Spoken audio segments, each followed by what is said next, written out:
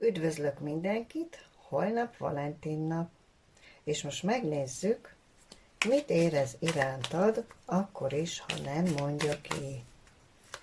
5 lapos olvasást fogunk most nézni tisztázással.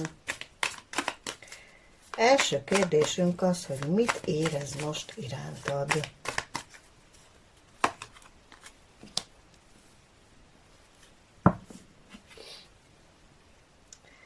Vár egy jelet tőled.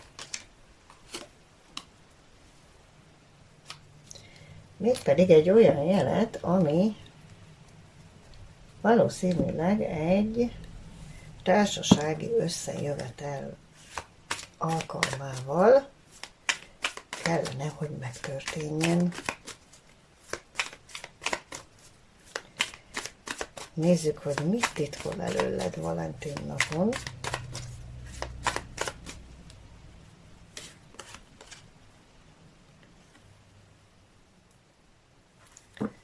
Hát kezdi kapiskálni, hogy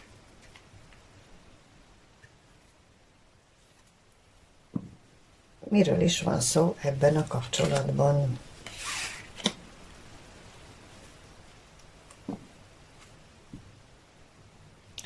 De ő ehhez bizony semlegesen áll hozzá.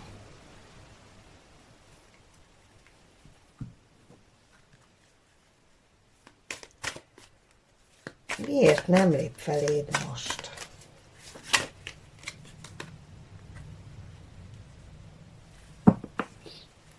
Mert nagyon sok minden eszébe jut rólad,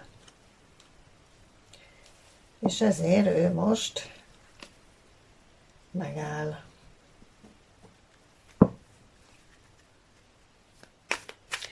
Mit vár tőled valójában?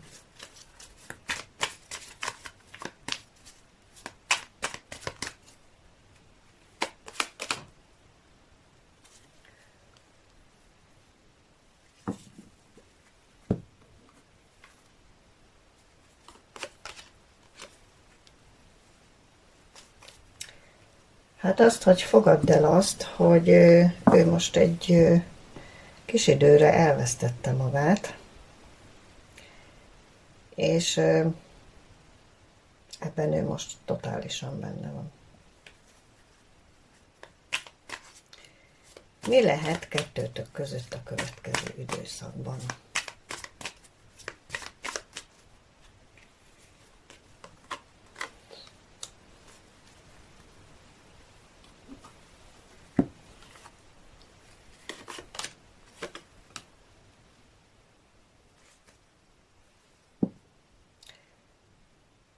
Ő hálás lesz neked a tőled kapott lelki leckéért, és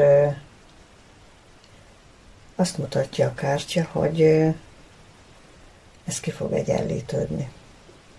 Tehát ő is úgy, vagy te is ugyanúgy hálás leszel neki a lelki leckéért. Igen, tudom, hogy most még ez nem egészen úgy néz ki, hogy ez számodra befogadható információ, de azt mondja a kártya,